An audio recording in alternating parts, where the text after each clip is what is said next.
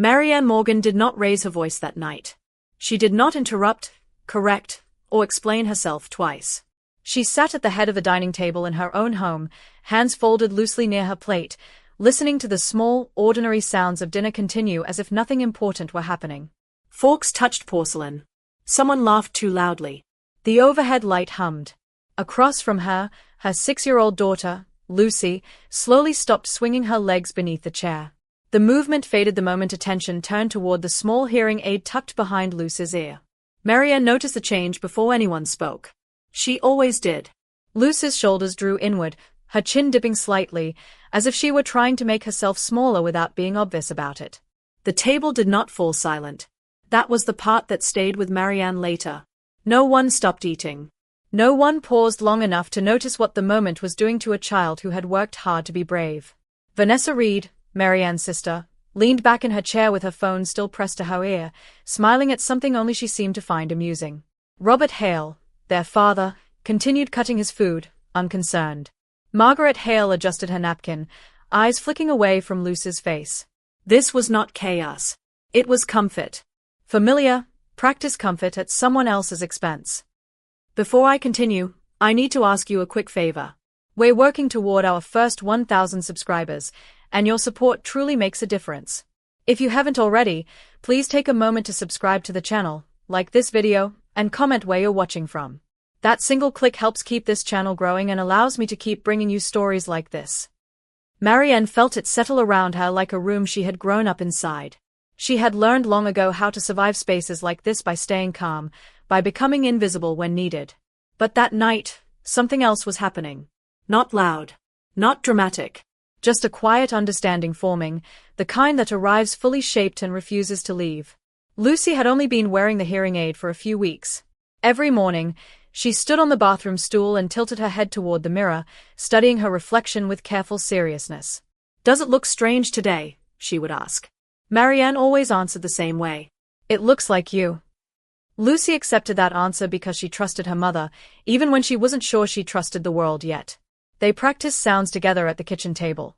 The click of a pen, the timer on the oven, the soft knock Marianne used when she entered Lucy's room at night. Progress came in small victories. A word caught on the first try. A sound recognized without help. That evening, Lucy had been proud. She wanted her family to see how well she was doing. She leaned closer whenever someone spoke, smiling when she understood without needing Marianne to repeat anything. That was why it mattered that Vanessa didn't ask before she noticed. She pointed casually, mid-conversation, tilting her head with curiosity that carried no care. "What's that?" she said, loud enough for the whole table. The question landed cleanly. Marianne answered before anyone else could react. She explained simply what the hearing aid did, how it helped Lucy process certain sounds, how well she was adapting. She kept her tone steady, factual, polite. Experience had taught her that emotion would only invite dismissal.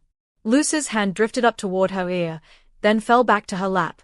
She stared down at her plate, appetite gone. Marianne saw it happen in real time and understood that this was the moment people would later describe as nothing. Vanessa listened with a faint smile that never quite reached her eyes. "She's so little," she said after a pause. "It just feels sad." The word hung there, unchallenged. Margaret took a careful sip of water and nodded as if agreement were the safest option. "Kids notice things," she added quietly. "They can be cruel." Robert leaned back in his chair and chuckled, dismissive rather than amused. "No one's attacking her," he said. "We're just talking." Marianne felt the familiar tightening in her chest, the instinct to smooth the edges before conflict could take shape.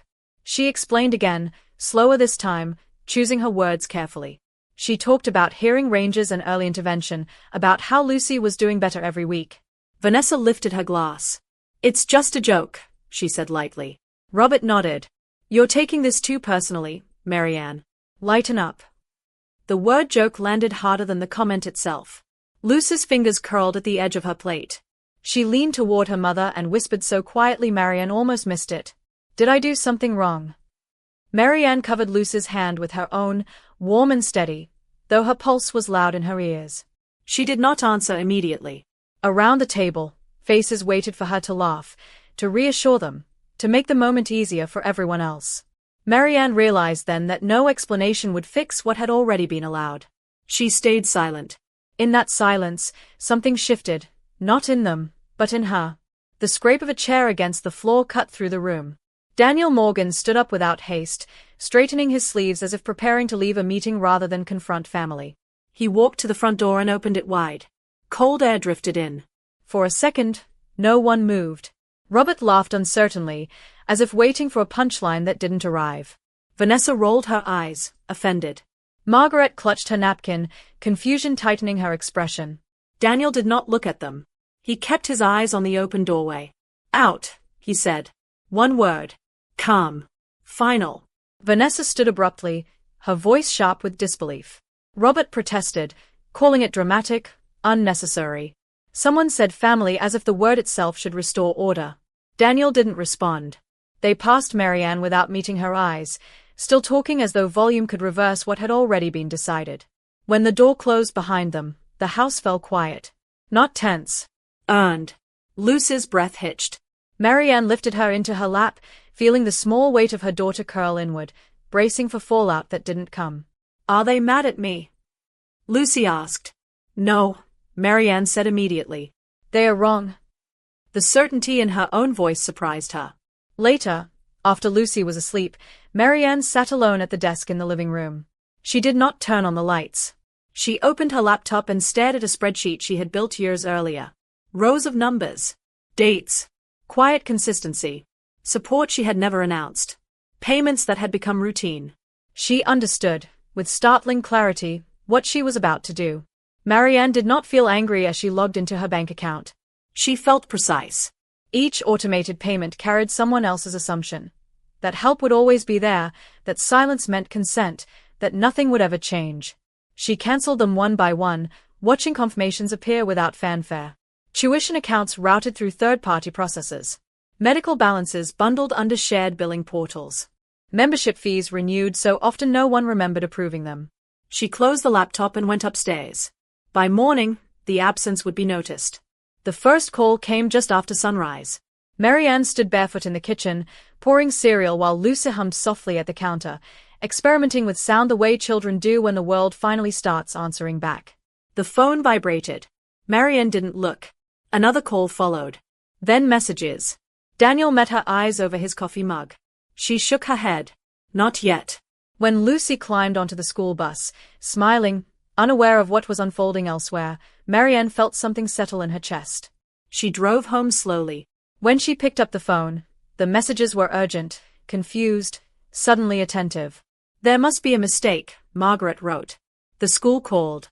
Marianne typed back calmly. There isn't. The silence on the other end stretched longer this time. For years, Marianne had been easy to overlook because she made things run smoothly. That morning, without raising her voice or explaining herself again, she allowed the truth to arrive on its own terms. The first voice Marianne heard was Vanessa's. She answered the call without greeting, without preparation. What did you do? Vanessa demanded, the words sharp and rushed, already defensive. Marianne sat at the desk, sunlight cutting across the floor, and kept her voice even. I stopped the payments. There was a brief, stunned silence, followed by a laugh that sounded forced. That's not funny, Vanessa said. The school says the tuition didn't go through. Both kids. They are asking questions.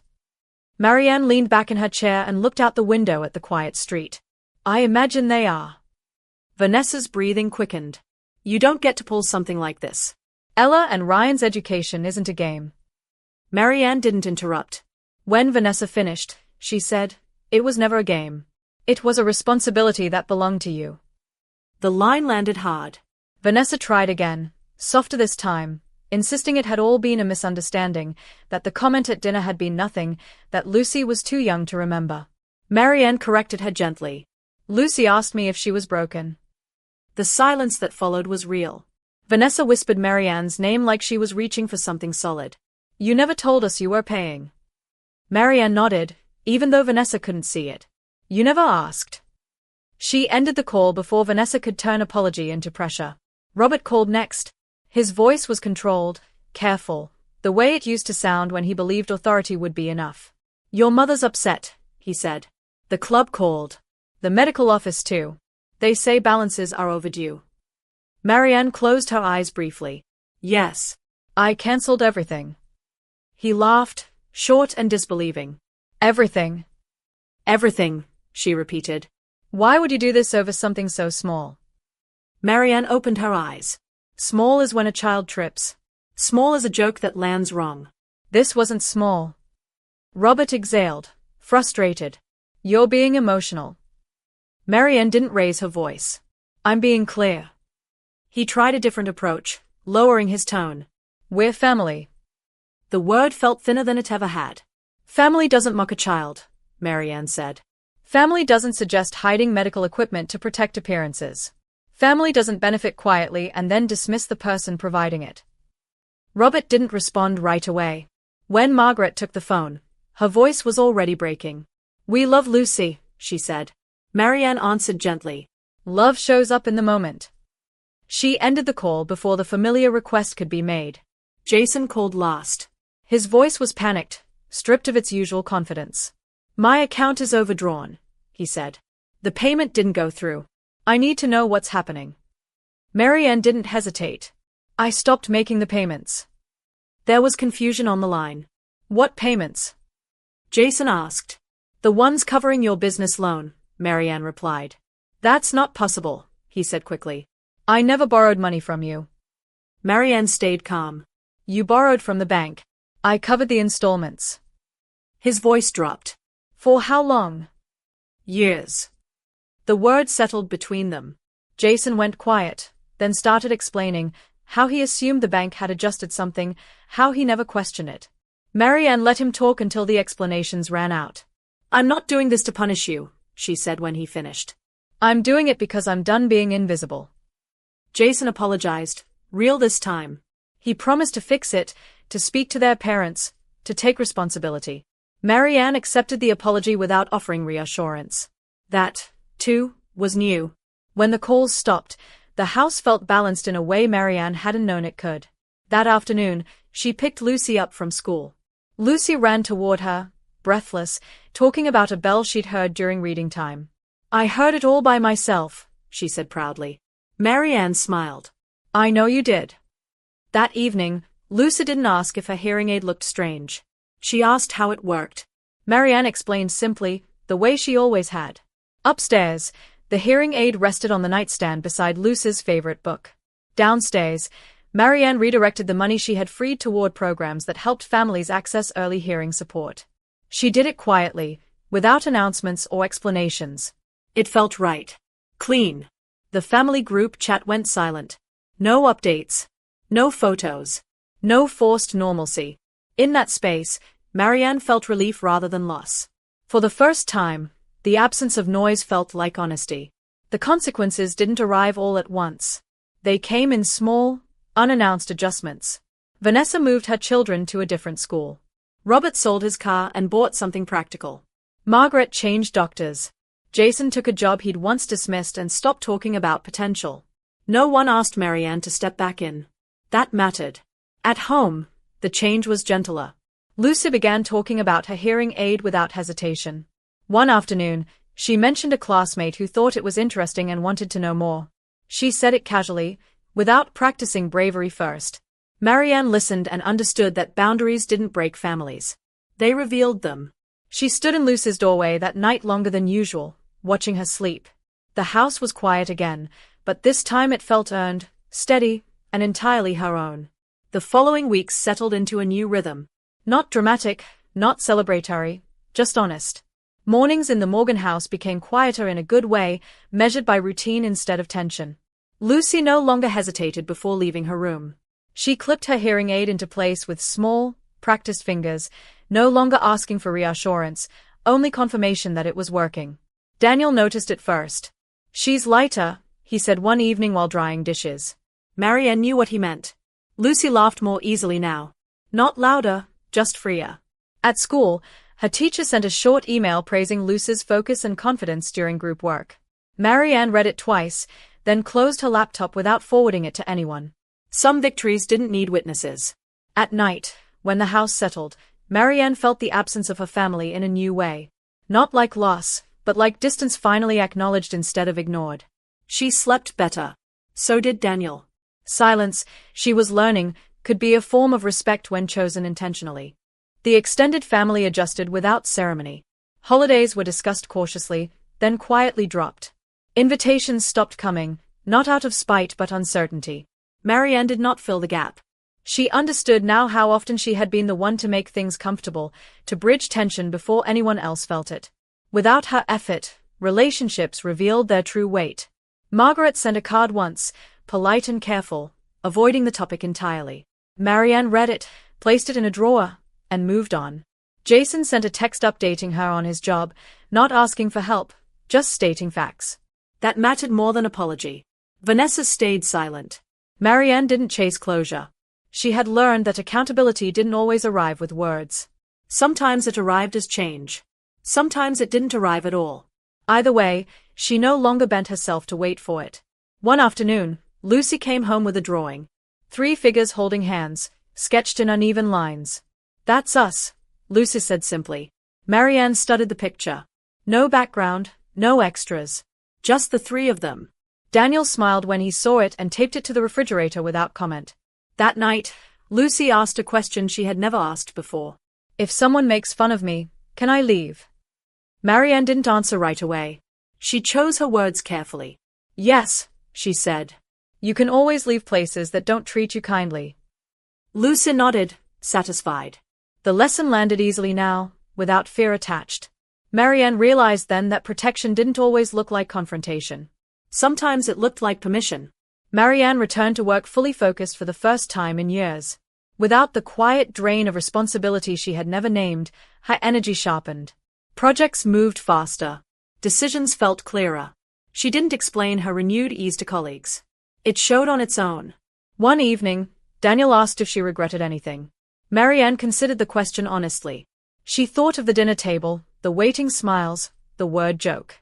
She thought of Lucy's small voice asking if she had done something wrong. "No," Marianne said. "I regret waiting as long as I did." Daniel reached for her hand, squeezing once. They didn't need to talk more than that. The house held its shape through ordinary days. Homework at the kitchen counter. Laundry folded while music played softly. Lucy practicing words she once missed and now caught with ease.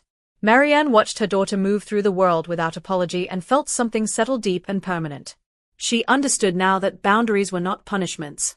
They were truths made visible. What had changed wasn't her family. It was her willingness to disappear for their comfort. That version of Marianne was gone. In her place stood someone quieter still, but no longer invisible. Time continued without announcing itself. Weeks folded into months, and the distance between Marianne and her family stopped feeling temporary. It became structure. There were no surprise visits, no late-night calls meant to test the boundary. The absence held. Marianne noticed how little energy it took to maintain her life now. There was no bracing before phone calls, no rehearsing conversations that might never happen. Even grief arrived cleanly, without confusion. She missed what she had hoped her family could be, not what they actually were. That distinction mattered. It allowed her to move forward without resentment. Some evenings, she and Daniel sat on the porch after Lucy went to bed, listening to the neighborhood settle. The quiet no longer felt like something waiting to be filled. It felt complete. Lucy grew into the confidence she had been practicing. She explained her hearing aid to classmates with simple pride, answering questions without shrinking. One day, she came home excited about helping another student who struggled to follow directions during music class. "I showed him how I listen," she said. Marianne smiled, understanding the weight of that moment. Lucy was no longer defining herself by what she lacked. She was defining herself by what she understood. At school meetings, teachers spoke directly to Lucy instead of around her. She responded easily, trusting her place in the room. Marianne watched this unfold with quiet certainty. Protection had done its work. Not by shielding Lucy from the world, but by teaching her she had the right to choose how she stayed in it. Marianne's parents sent another message eventually. It was brief, careful, and free of excuses. They asked how Lucy was doing. Marianne replied honestly. She did not reopen the past or soften the truth. She described Lucy's progress and left it there. No photos. No invitations. The response came hours later. A simple thank you. It wasn't reconciliation, but it wasn't denial either. Marianne understood that change didn't always arrive in grand gestures. Sometimes it arrived as restraint. She accepted that for what it was. Vanessa never reached out. Marianne let that stand. Some silences were answers. On a quiet Sunday afternoon, Lucy asked if they could invite a friend over. Marianne agreed and watched from the kitchen as Lucy explained the rules of a game, patient and clear. When a friend asked about the hearing aid, Lucy answered without hesitation and kept playing. No pause. No shame. Marianne felt a sharp, unexpected relief. This was the future she had protected. One where difference did not require explanation before belonging. Daniel met her gaze across the room, understanding without words. They had chosen this together, without speeches or permission. That night, Marianne stood at the same desk where she had once tracked numbers no one noticed. The spreadsheet was still there, but it no longer defined her role in anyone's life. She closed the laptop without opening it. Upstairs, Lucy slept with her hearing aid resting beside her book, exactly where it belonged. Marianne understood now that silence could be powerful when it was no longer a habit but a choice. She had not broken anything by withdrawing. She had allowed truth to surface. That was enough. Years later, Marianne would not remember the exact words spoken at that dinner table. What stayed with her was the moment she stopped trying to hold everything together alone.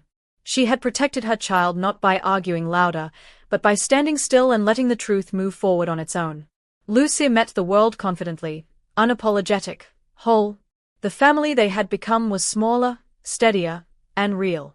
And Marianne understood, with calm certainty, that boundaries had not taken anything from her. They had given her back herself. Some moments change everything, not because we speak louder, but because we stop staying quiet. Marianne chose clarity over comfort, and in doing so, she protected what mattered most. Don't forget to subscribe. Thank you for listening.